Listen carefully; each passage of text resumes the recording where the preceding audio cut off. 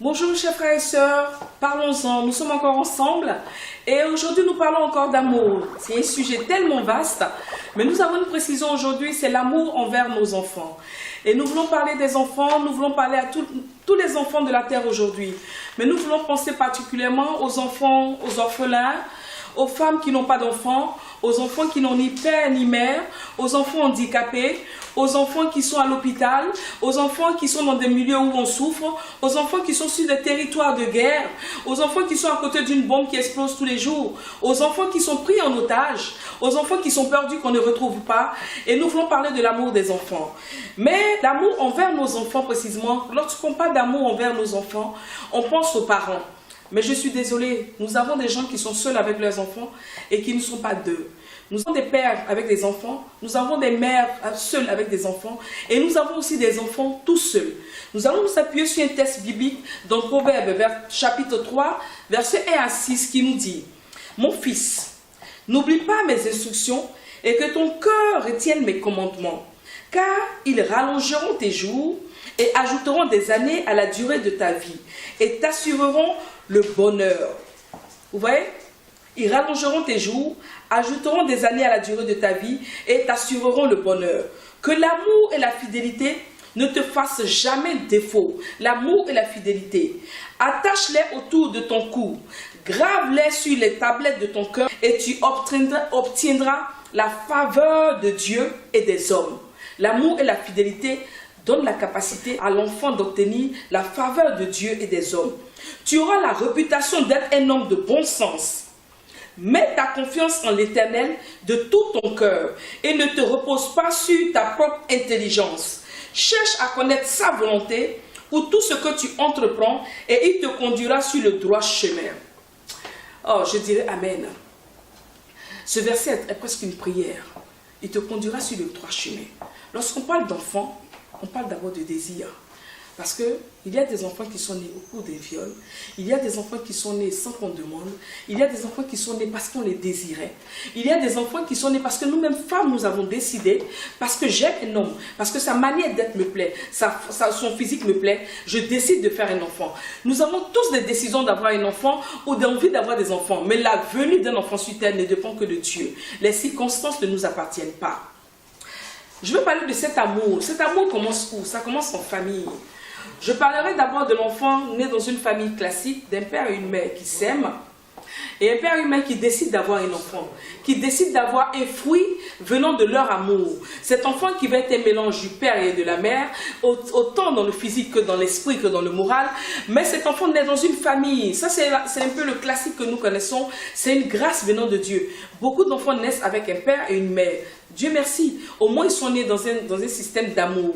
Mais nous avons aussi des enfants nés d'une femme toute seule. Pas qu'il n'a pas de père, mais la femme vit seule et elle a un enfant. C'est possible aujourd'hui de nos jours. N'oublions pas qu'aussi, nous avons aussi la procréation faite en laboratoire.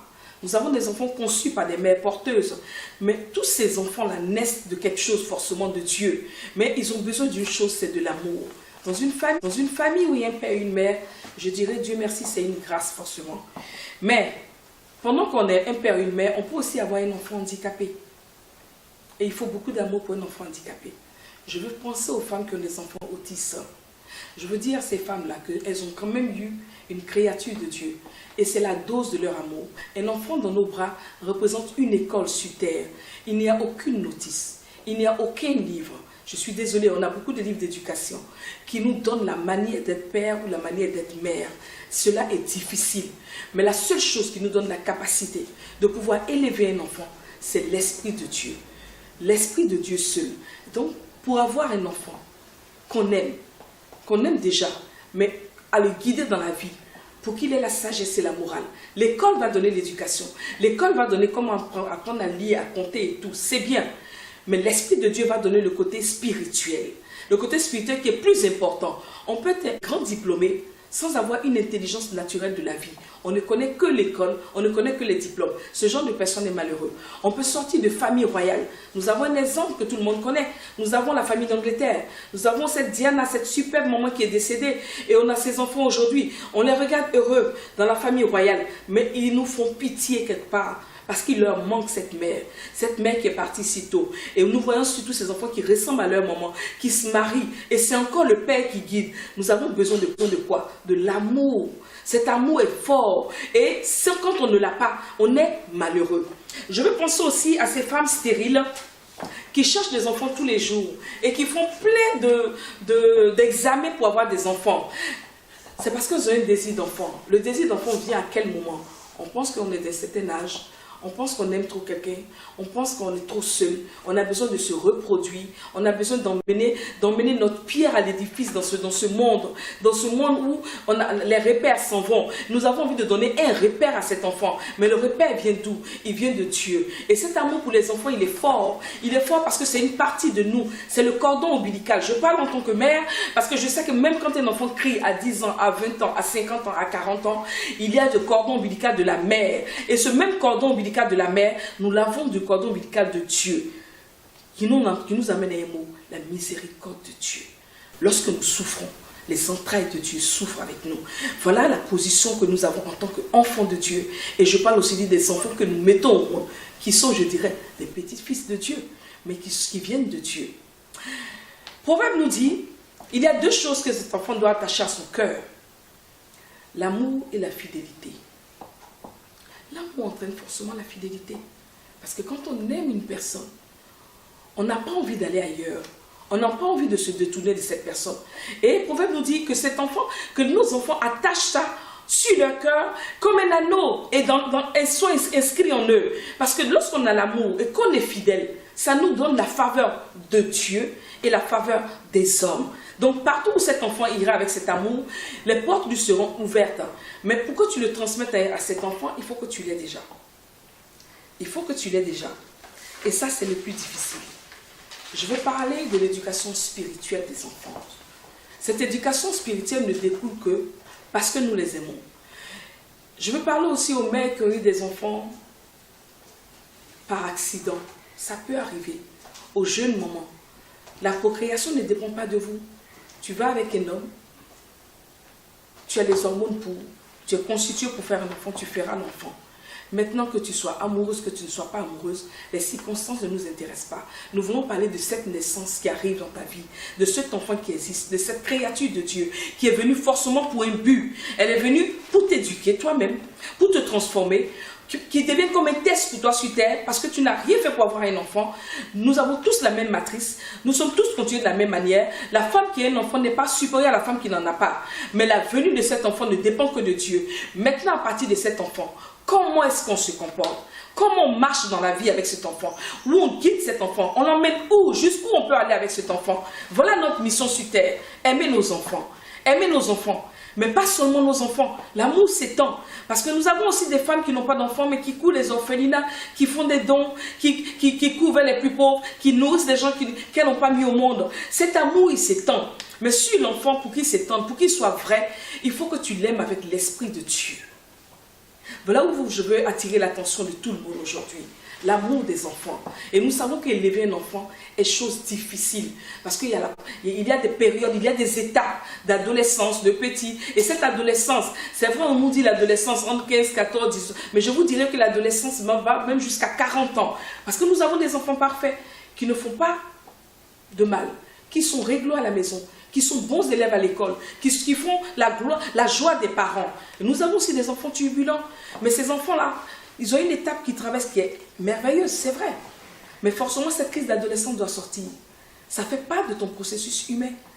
Mais, comment tu peux l'éviter? Comment tu peux l'atténuer?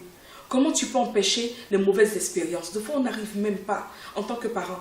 Nous sommes démunis. Nous n'avons aucune capacité. La seule chose que je peux vous demander aujourd'hui, c'est de prier pour nos enfants.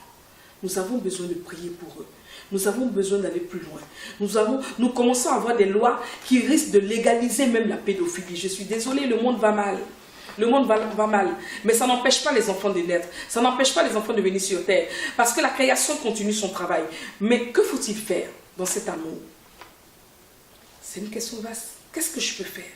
Qu'est-ce que je peux faire pour éviter à mon enfant d'être un délinquant? Qu'est-ce que je peux faire pour éviter à mon enfant d'être un voleur? Qu'est-ce que je peux faire pour que mon enfant devienne quelqu'un de bien? Quand je parle de quelqu'un de bien, je ne vous parle pas de diplôme. Je ne vous parle pas de grandes études. Je vous parle de quelqu'un tout simplement qui a l'esprit de Dieu. Je parle du côté spirituel. Le reste, on s'en accommode après. Mais le côté spirituel, voilà où je dois guider mon fils. Voilà où je dois l'emmener. Voilà comment je dois éviter que tous ceux qui le suivent, là, tous ces démons d'excitation qui suivent cet enfant, comment il va gérer sa vie? Comment même je peux aimer cet enfant? Parce que l'enfant n'est pas forcément quelque chose de doux. L'enfant, c'est pénible. L'enfant peut avoir tellement de crises où l'enfant est malade. Prenons le cas d'un enfant malade qui ne peut même pas se lever pour jouer. Nous avons des enfants dans des hôpitaux qui ont des cancers depuis qu'ils sont petits. Je fais comment avec cet enfant? Je l'aime comment? Si je n'ai pas l'esprit de Dieu, je risque d'abandonner. Qu'il soit bien portant, qu'il soit malade, je ne pourrai pas. J'appelle toutes les mamans. J'appelle toutes les mamans. J'appelle tous les pères. J'appelle tous ceux même qui ont adopté des enfants. J'appelle tous ceux seulement qui ont envie d'aider un enfant. De demander l'amour de Dieu. Sans amour de Dieu, vous ne pouvez pas aimer un être humain.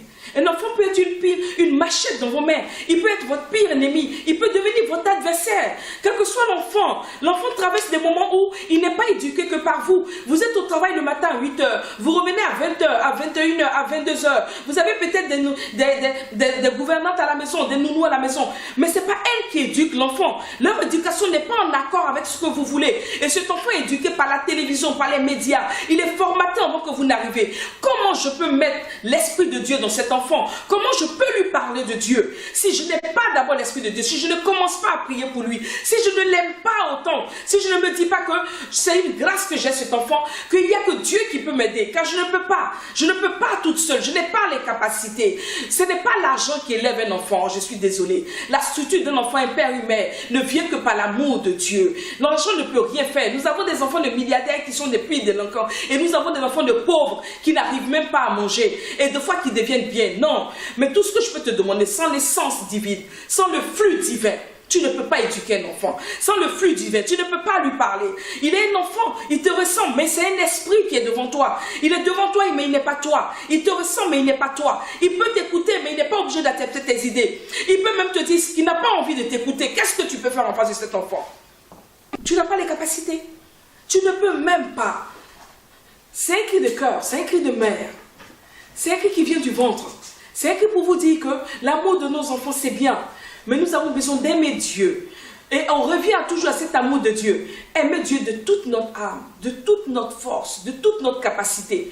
Pour pouvoir, l'enfant même peut devenir le prochain que tu as envie d'aimer. Parce que nous avons des mères qui n'aiment pas leurs enfants. Nous avons des pères qui n'aiment pas leurs enfants. Nous avons des pères qui n'ont pas la capacité, qui n'ont pas pu élever l'enfant. Nous avons des enfants nés qui sont déjà séparés à la naissance. Nous avons des enfants nés dans les prisons. Vous racontez quoi un enfant où ses deux parents sont condamnés, qui est seul dehors, qui est adopté par quelqu'un qui ne le connaît ni d'Ève ni d'Adam. On prie Dieu que tous ceux qui adoptent les enfants puissent les aimer et non les maltraiter. Nous avons des enfants aujourd'hui adoptés par des gens de même sexe qui vivent ensemble. On fait comment? Ces enfants ont besoin de Dieu. Nous avons besoin d'une chose, que l'Esprit de Dieu se répande sur toute la terre. Nous avons besoin d'annoncer l'évangile. Pas un évangile qui tue, pas un évangile qui condamne, mais un évangile qui aime et qui fait que je ne juge personne, mais que je laisse venir à moi tous ceux qui ont besoin d'entendre cette parole. Je te parle d'un enfant aujourd'hui, mais c'est bien beau, je te parle de l'amour d'un enfant, mais je ne peux pas parler de l'amour d'un enfant tout en éloignant la correction de l'enfant. La Bible nous parle de la correction. La Bible nous demande de corriger nos enfants. Je suis désolée, corriger nos enfants ne veut pas dire qu'on ne les aime pas. Au contraire, corriger nos enfants nous pousse à un amour très fort. La Bible nous dit quoi? Donc toujours dans Proverbe. N'hésitez pas, Proverbe chapitre 23, verset 13-14, n'hésitez pas à corriger le jeune enfant. Si tu lui donnes des coups de bâton, il n'en mourra pas. Bien plutôt, par des coups de bâton, tu le sauveras du séjour des morts. La correction des enfants, elle est importante. Je sais que beaucoup ne sont pas d'accord avec. Mais un enfant a besoin de correction. On ne peut pas élever un enfant en lui permettant tout. On va faire des dégâts. On ne peut pas élever un enfant sans lui montrer le chemin. on va faire des dégâts. Un enfant a besoin d'être corrigé. La correction n'est pas forcément que des bâtons. On peut le corriger avec des mots, on peut le corriger avec un entretien, on peut le corriger avec une autre punition d'une autre manière, en lui retirant ce qu'il aime, en lui interdisant de faire ce qu'il aime beaucoup. Mais surtout, la correction vient de Dieu. Dieu même nous corrige. Alors pourquoi ne pas corriger nos enfants? Je veux parler à ces femmes. Je veux parler à ces femmes où les enfants sont rois. Un enfant n'est pas roi. C'est toi, le père et la mère, l'autorité. C'est toi, si tu es femme, seule l'autorité. Et si tu es père, seul, tu es l'autorité. Je suis désolée. L'autorité, c'est vrai, c'est l'homme.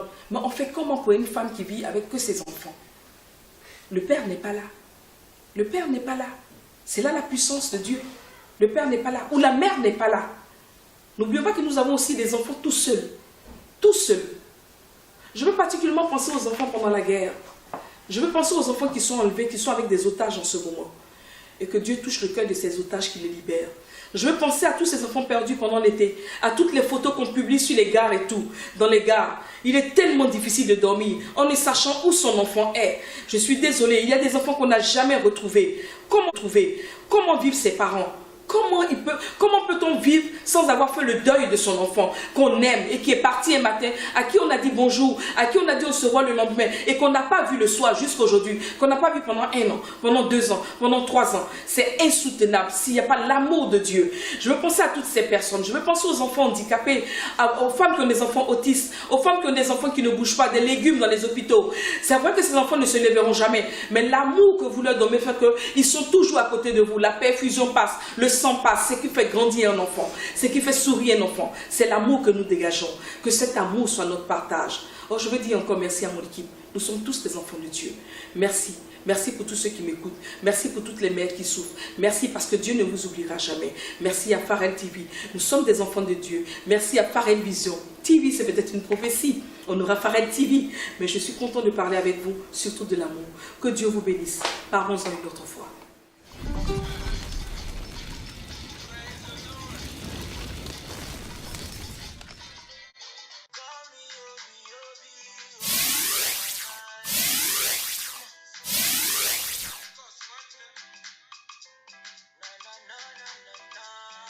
So